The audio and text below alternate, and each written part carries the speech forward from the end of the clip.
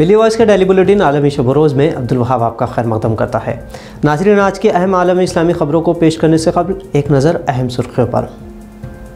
امریکہ میں سزائے موت کے وقت مذہبی رہنماؤں کو حاضر رہنے سے متعلق ریاستی قانون کے خلاف کیس دائر۔ آرمینیا کے مقتول علاقوں میں مسجد سے دوبارہ گونجی اللہ اکبر کی صدائیں۔ آذربائیجان نے آرمینیا پر جنگی جرائم میں ملوث ہونے کا لگایا الزام۔ ترکی صدر اردوغان جلد ہی کر سکتے ہیں بنگلہ دیش کا دورہ۔ روہنگیا سلامتی معاملے پر ہو سکتی ہے گفت و شنید۔ فلسطین میں انتخابات کے پیش نظر حماس اور فتح پارٹی کے درمیان گفتگو کا دور جاری، اور امریکی کونسل کو القدس میں رہنے کا صدر جو بائیڈن سے امریکی قانون ساز کا مطالبہ۔ ناظرین، خبریں تفصیل سے۔ قیدیوں کی سزائے موت کے وقت مذہبی رسومات ادا کرنے کی اجازت نہ دینے پر امریکہ میں مسلم تنظیم کی جانب سے امریکی ریاست کے خلاف مقدمہ دائر کیا گیا ہے۔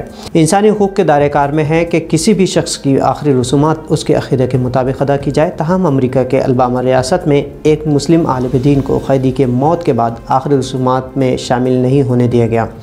اس معاملے کا انکشاف ہونے پر امریکی مسلمانوں کی سب سے بڑی تنظیم the council of American Islamic relations یعنی کیئر نے اعلان کیا ہے کہ وہ ریاستی فیصلے کے خلاف عدالت میں کیس دائر کرے گی۔ کیئر نے درخواست دی ہے کہ ایسے معاملوں سے متعلق نئی پالیسی روبہ عمل لائے۔ اس سمت میں تنظیم کی جانب سے معروف اٹارنی غدیر عباس نے کہا کہ سزائے موت پر عمل درآمد کرتے ہوئے عیسائی پادریوں کو رہنے کی اجازت ڈپارٹمنٹ آف کریکشن کی جانب سے دی جاتی ہے، لیکن ایک واقعے میں مسلم امام کو اجازت نہیں دی گئی اور اسی اجازت سے متعلق انہوں نے ریاستی قانون کو چیلنج کرنے کا فیصلہ کیا ہے۔ آرمینیا سے مقبوضہ علاقے واپس حاصل کرنے کے بعد آرمینیا کی جانب سے جنگی جرائم ہونے کے ثبوت مسلسل مل رہے ہیں۔ اسی ہفتہ آذربائیجانی حکاموں نے آرمینیا سے دوبارہ حاصل کیے گئے علاقے کا دورہ کیا۔ زانگیلان علاقے میں انہوں نے پایا کہ آرمینیا نے مسجد کے تقدس کو پامال کیا ہے اور اس مسجد میں سوروں کو باندھ رکھا ہے۔ ان حکام نے مساجد کو گندگی سے پاک کیا اور نمازیں ادا کی۔ افسران نے پایا کہ آرمینیا نے کئی علاقوں میں بستیاں بھی بسائی جو بین الاقوامی قوانین کے مطابق جنگی جرم ہیں۔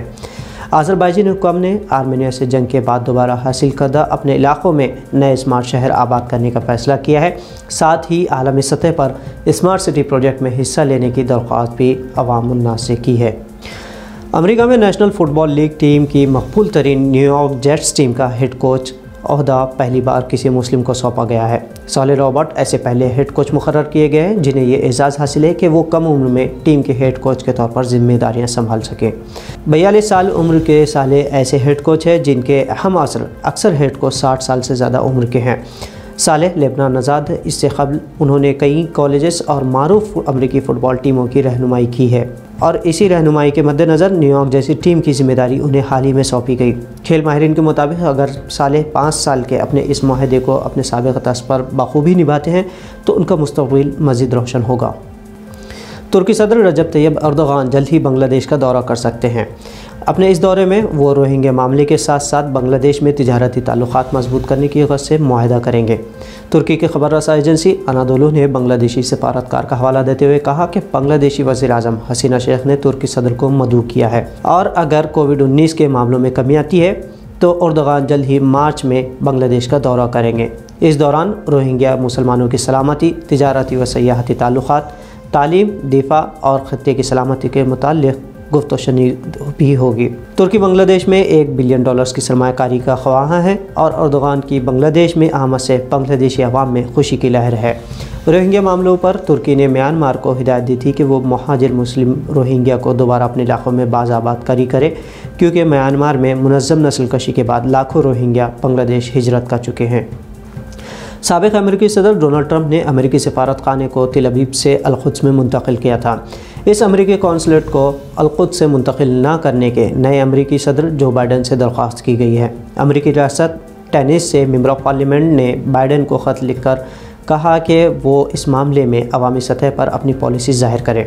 حالانکہ اقوام متحدہ قومی سلامتی کی 1980 کی قرارداد کے مطابق القدس میں کسی بھی ملک کے سفارت خانے کا قیام غیر قانونی ہے، لیکن امریکہ اور اسرائیل نے بین الاقوامی قوانین کو نظر انداز کرتے ہوئے قونصلیٹ القدس میں منتقل کیا تھا۔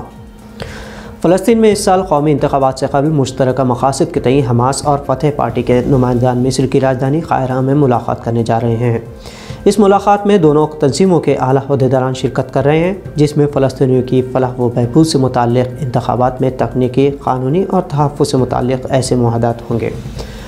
फ़लस्तीनी सदर महमूद अब्बास ने अमसाल होने वाले सूबाई व कौमी इंतखाबात का ऐलान किया था, जिसके बाद हमास के ज़िम्मेदार इस्माइल हानिया ने महमूद अब्बास को ख़त लिखते हुए आपसी तफरीक़ के ख़ात्मे, इत्तेहाद और कौमी सलामती से मुताल्लिक़ एक प्लेटफॉर्म पर जमा होने की दरख्वास्त की थी। मिस्र में हो रहे दोनों पार्टियों के तबादला ख़याल से समरावर नताज हासिल होने के इम्कानात हैं। सूडान में 2019 में उमर अल-बशीर के डिक्टेटरशिप खात्मे के बाद जमहूरी तर्ज़ हुकूमत के क़याम का मुआहदा हुआ था। इसी मुआहदे के तहत सूडानी वज़ीर आज़म अब्दुल्ला हमदूक ने नई काबीना की तश्कील के लिए मौजूदा काबीना की तहलील का ऐलान किया है। हमदूक ने नई काबीना की तश्कील की खातिर मुआहदे के मुताबिक बागी ग्रुप के 3 मेंबरान को आला ओहदे देने की भी पेशकश की है। इन पेशकश से सूडान में जारी कई साल के मज़ाहमत के ख़ात्मे के इम्कानात हैं। तो नाज़रीन, मिली वॉइस के आलमी शब रोज़ बुलेटिन में आज इतना ही।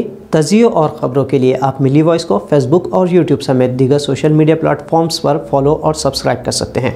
कमेंट्स के ज़रिए अपने तजावीज़ व आरा हम तक पहुँचाना ना भूलें। अब्दुल वहाब को इजाज़त दीजिए। खुदा हाफिज़।